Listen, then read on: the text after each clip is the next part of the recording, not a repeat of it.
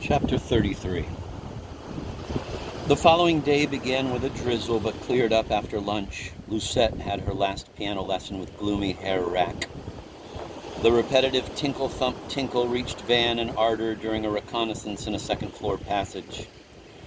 Mademoiselle Riviere was in the garden. Marina had fluttered away to the door, and Van suggested they take advantage of Lucette's being audibly absent by taking refuge in an upstairs dressing room. Lucette's first tricycle stood there in a corner. A shelf above, a cretin-covered divan, held some of the child's old, untouchable treasures, among which was the battered anthology he had given her 4 years ago. The door could not be locked, but Van was impatient, and the music would surely endure, as firm as a wall, for at least another 20 minutes. He had buried his mouth in Ardor's nuke when she stiffened and raised a warning finger.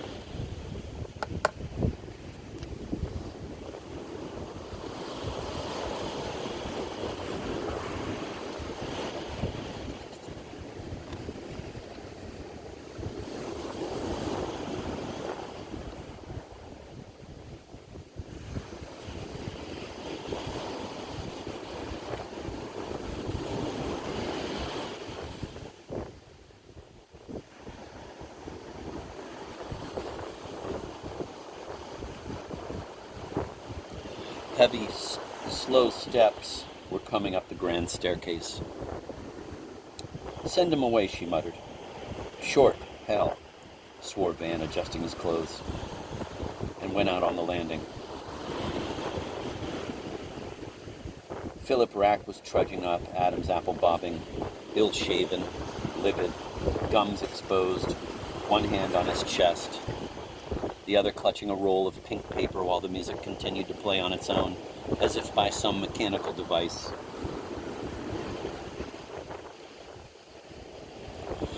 "There's one downstairs in the hall," said Van, assuming or feigning to assume that the unfortunate fellow had stomach cramps or nausea. But Mr. Rack only wanted to make his farewells to Ivan Demonovich, accented miserably on the second O, to Fraulein Ardor, to Mademoiselle Ida, and of course to Madame. Alas, Van's cousin and aunt were in town, but Phil might certainly find his friend Ida riding in the rose garden. Was Van sure? Van was damned well sure. Mr. Rack shook Van's hand with a deep sigh, looked up, looked down, tapped the banisters with his mysterious pink paper tube, and went back to the music room, where Mozart had begun to falter. Van waited for a moment, listening and grimacing involuntarily, and presently rejoined Ardor. She sat with a book in her lap. "I must wash my right hand before I touch you or anything," he said. She was not really reading, but nervously, angrily, absently flipping through the pages of what happened to be that old anthology. She, who at any time, if she picked up a book, would at once get engrossed in whatever text she happened to slip into, quote, "from the book's brink," end of quote, with the natural movement of a water creature put back into its brook.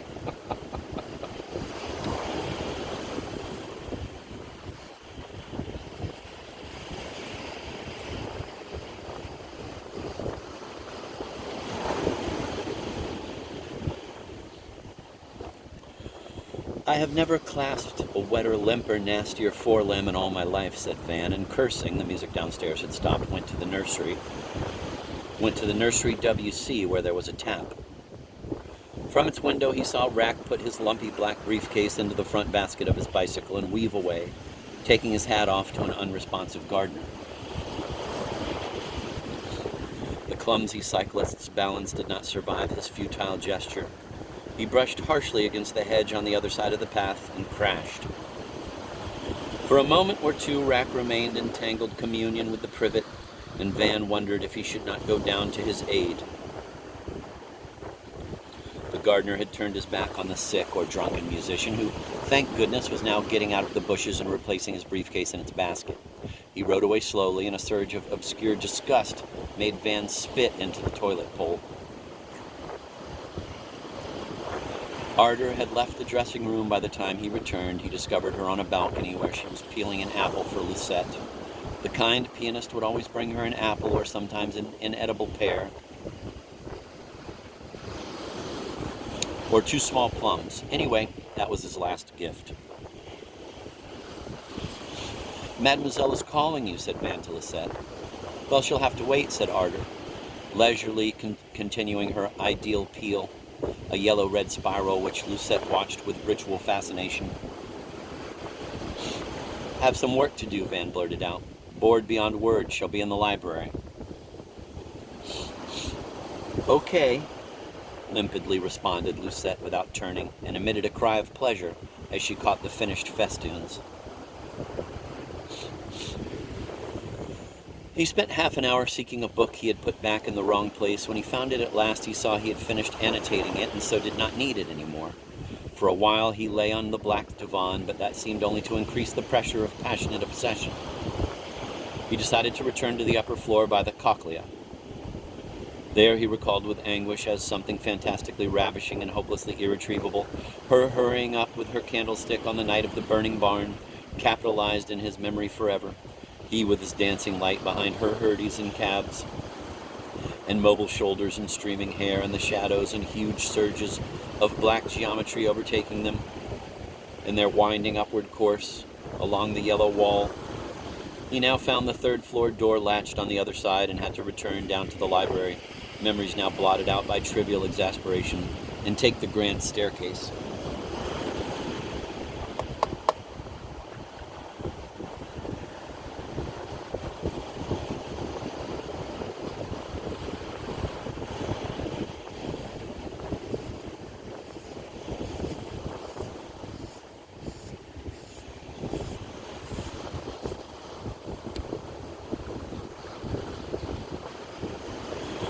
As he advanced toward the bright sun of the balcony door,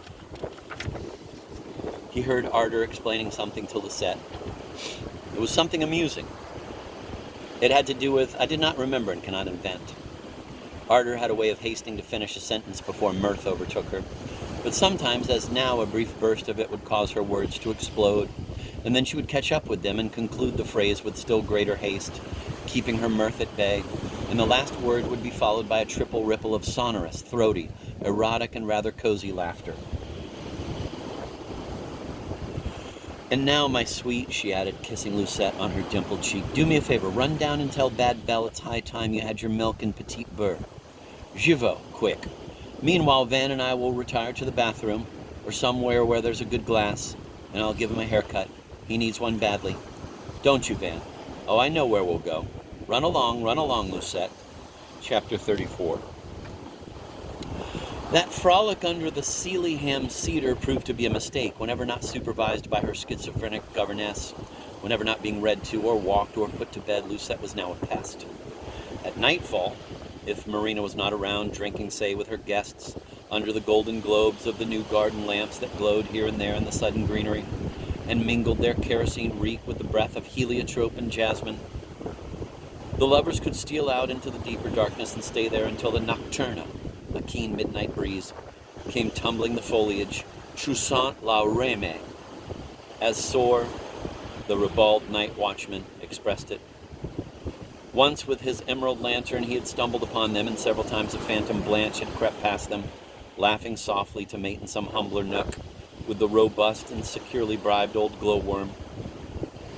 But waiting all day for a propitious night was too much for our impatient lovers. More often than not, they had worn themselves out well before dinner time, just as they used to in the past. Lucette, however, seemed to lurk behind every screen, to peep out of every mirror. They tried the attic, but noticed just in time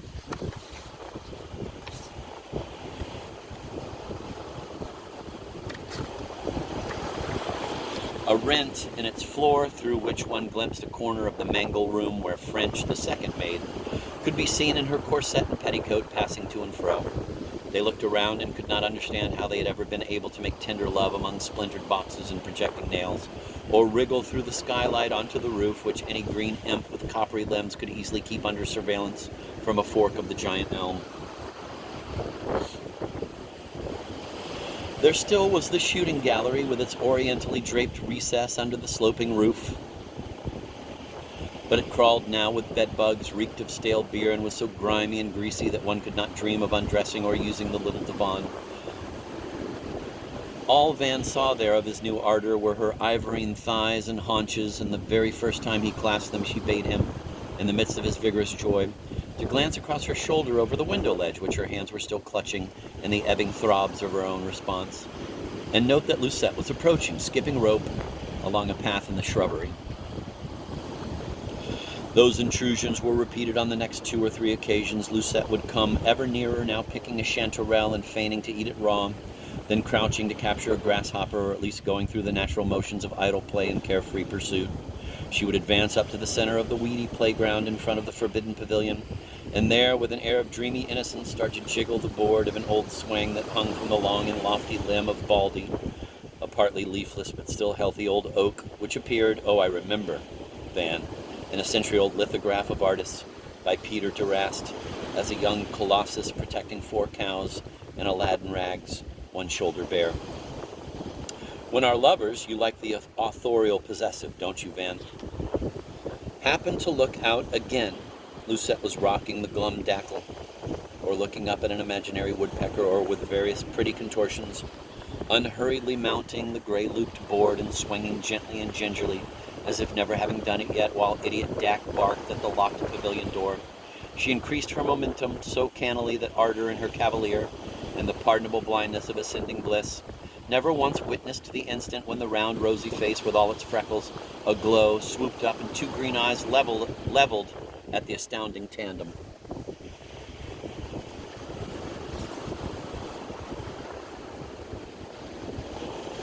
Lucette, the shadow, followed them from lawn to loft, from gatehouse to stable, from a modern shower booth near the pool to the ancient bathroom upstairs. Lucette in the box came out of a trunk. Lucette desired they take her for walks. Lucette insisted on their playing leap-toad with her. And Ardor and Van exchanged dark looks. Ardor thought up a plan that was not simple, was not clever, and moreover worked the wrong way. Perhaps she did it on purpose. Strike out, please, Van. The idea was to have Van fool Lucette by petting her in Ardor's presence, while kissing Ardor at the same time, and by caressing and kissing Lucette when Ardor was away in the woods. Botanizing. This, Ardor affirmed, would achieve 2 ends.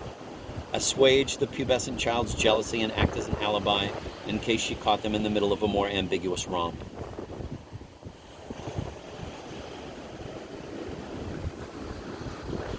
The 3 of them cuddled and cosseted so frequently and so thoroughly that at last one afternoon on the long-suffering black divan, he and Ardor could no longer restrain their amorous excitement, and under the absurd pretext of a hide-and-seek game, they locked up Lucette in a closet used for storing bound volumes of the Kaluga Waters and the Lugano Sun, and frantically made love while the child knocked and called and kicked until the key fell out and the keyhole turned an angry green.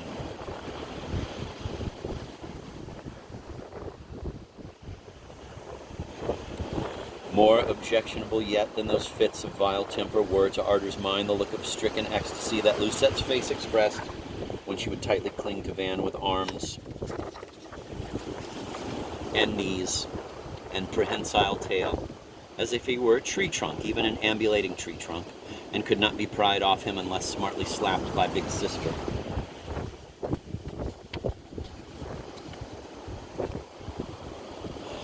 I have to admit, said Ardor to Van as they floated downstream in a red boat toward a drape of willows on a Lador islet, I have to admit with shame and sorrow, Van, that the splendid plan is a foozle. I think the brat has a dirty mind. I think she is criminally in love with you. I think I shall tell her you are her uterine brother, and that it is illegal and altogether abominable to flirt with uterine brothers. Ugly, dark words scare her, I know. They scared me when I was 4, but she is essentially a dumb child and should be protected from nightmares and stallions. If she still does not desist, I can always complain to Marina, saying she disturbs us in our meditations and studies. But perhaps you don't mind? Perhaps she excites you? Yes? She excites you, confess? This summer is so much sadder than the other, said Van softly.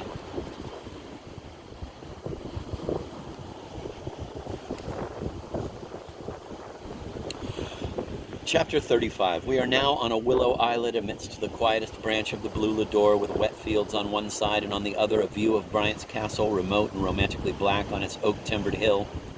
In that oval seclusion, Van subjected his new ardor to a comparative study. Juxtapositions were easy, since the child he had known in minute detail 4 years before stood vividly illumined in his mind against the same backdrop of flowing blue. Her forehead area seemed to have diminished, not only because she had become taller, but because she did her hair differently, with a dramatic swirl in front.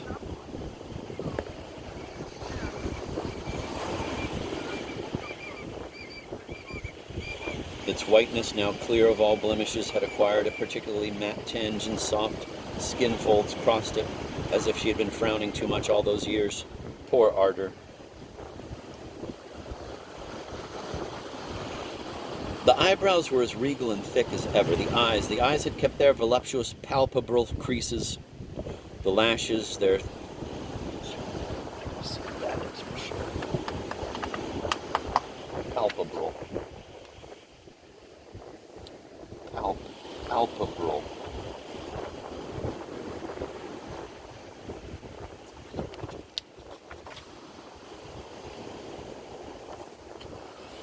The eyes had kept their voluptuous, palpable creases, the lashes their semblance of jet dust incrustation, the raised iris, its Hindu hypnotic position, the lids, their inability to stay alert and wide open during the briefest embrace. But those eyes' expression when she ate an apple, or examined a found thing, or simply listened to an animal or a person, had changed, as if new layers of reticence and sadness had accumulated, half veiling the pupil, while the glossy eyeballs shifted in their lovely long sockets with a more restless motion than of yore. Mademoiselle Hypnocush, quote, whose eyes never dwell on you and yet pierce you, end of quote.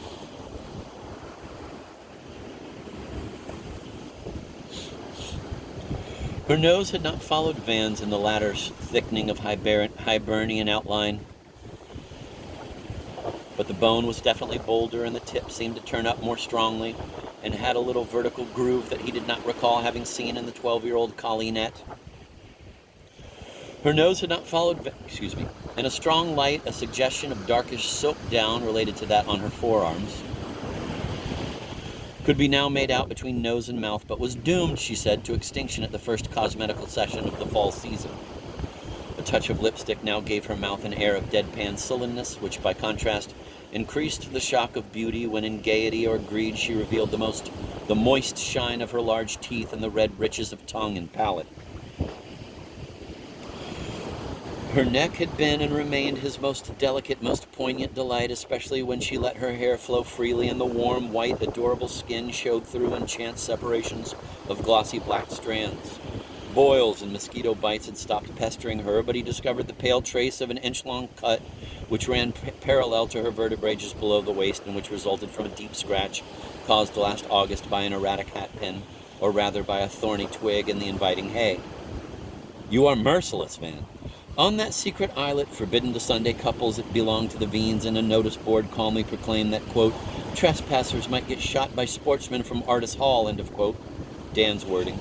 The vegetation consisted of 3 Babylonian willows, a fringe of alder, many grasses, cattails, sweet flags, and a few purple-lipped tway blades, over which Ardor crooned as she did over puppies or kittens.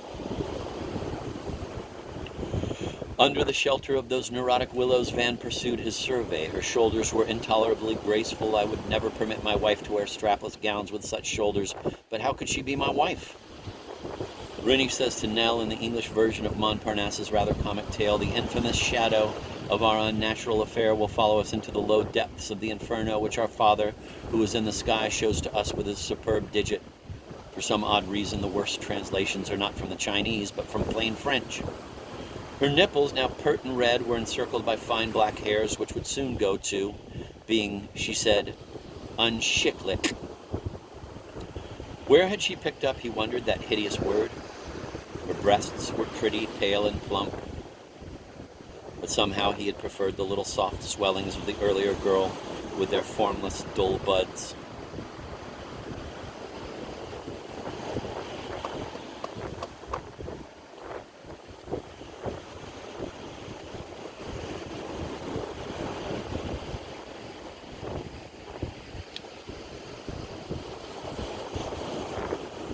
He recognized the familiar, individual, beautiful intake of her flat young abdomen, its wonderful play, the frank and eager expression of the oblique muscles, and the smile of her navel, to borrow from the vocabulary of the belly dancer's art. One day he brought his shaving kit along and helped her to get rid of all 3 patches of body hair. "Now I'm Sheher," he said, and you are his ardor, and that's your green prayer carpet." Their visits to that islet remained engraved in the memory of that summer with entwinements that no longer could be untangled. They saw themselves standing there, embraced, clothed only in mobile, leafy shadows, and watching the red rowboat with its mobile inlay of reflected ripples carry them off, waving their handkerchiefs, and that mystery of mixed sequences was enhanced by such things as the boats floating back to them while it still receded, the oars crippled by refraction, the sunflecks now rippling the other way like the strobe effective spokes counterwheeling as the pageant rolls by. Time tricked them, made one of them ask a remembered question, caused the other to give a forgotten answer, and once in a small alder thicket, duplicated in black by the blue stream, they found a garter which was certainly hers. She could not deny it, but which Van was positive she had never worn on her stockingless summer trips to the Magic Islet.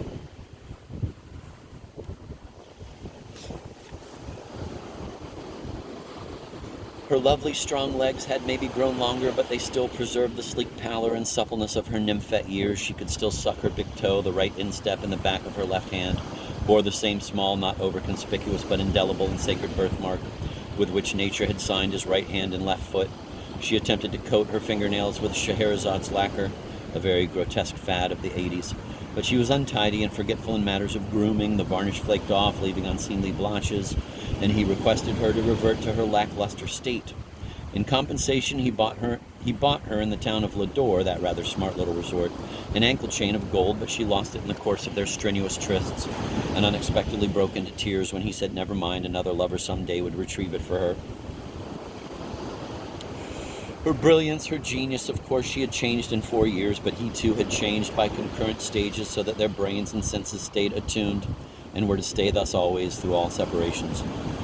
Neither had remained the brash wunderkind of 1884, but in bookish knowledge both surpassed their coevals to an even more absurd extent than in childhood, and in formal terms Ardor, born on July 21st, 1872, had already completed her private school course, while Van, her senior by 2 years and a half, hoped to get his master's degree at the end of 1889. Her conversation might have lost some of its sportive glitter in the first faint shadows of what she would later term Myocarpus destiny. Pust ost vetnost could be made out, at least in back view, but the quality of her innate wit had deepened. Strange meta-empirical, as Van called them, undercurrents seemed to double internally, and thus enrich the simplest expression of her simplest thoughts. She read as voraciously and indiscriminately as he, but each had evolved a more or less pet subject. He, the terological part of psychiatry, she, the drama, especially Russian. A pet, he found. Pat, in her case, but hoped would be a passing vagary. Her Floramania endured, alas, but after Dr. Kralik died in 1886 of a heart attack in his garden, she'd placed all her live poupée in his open coffin where he lay, she said, as plump and pink as in vivo. Amorously now, in her otherwise dolorous and irresolute adolescence, Ardor was even more aggressive and responsive than in her abnormally passionate childhood.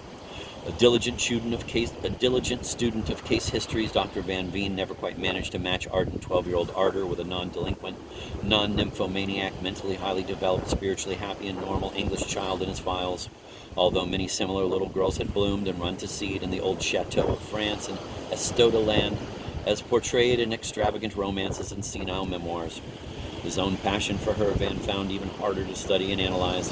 When he recollected caress by caress his Venus Villa sessions, or earlier visits to the river houses of Ranta or La Vida, he satisfied himself that his reactions to Ardor remained beyond all that, since the merest touch of her finger or mouth, following a swollen vein, produced not only a more potent but essentially different delicia than the slowest Winslow of the most sophisticated young harlot. What, then, was it that raised the animal act to a level higher than even that of the most exact arts or the wildest flights of pure science? It would not be sufficient to say that in his love-making with Ardor he discovered the pang, the ogon, the agony of supreme reality. Reality, better say, lost the quotes it wore like claws, in a world where independent and original minds must cling to things or pull things apart in order to ward off madness or death, which is the master madness. For one spasm or two, he was safe. The new naked reality needed no tentacle or anchor. It lasted a moment, but could be repeated as often as he and she were physically able to make love. The color and fire of that instant reality deepened solely on Arter's identity as perceived by him. It had nothing to do with virtue or the vanity of virtue in a large sense. In fact, it seemed to Van later that during the ardencies of that summer he knew all along that she had been, and still was, atrociously untrue to him, just as she knew long before he told her that he had used off and on during their separation the live mechanisms tense males could rent for a few minutes as described, with profuse woodcuts and photographs and a 3-volume history of prostitution, which she had read at the age of 10 or 11, between Hamlet and Captain Grant's Microgalaxies.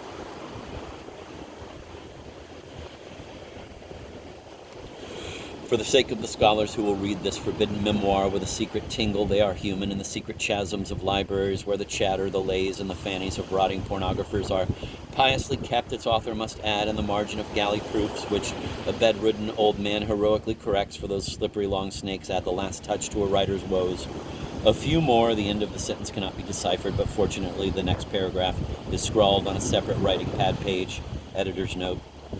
About the rapture of her identity.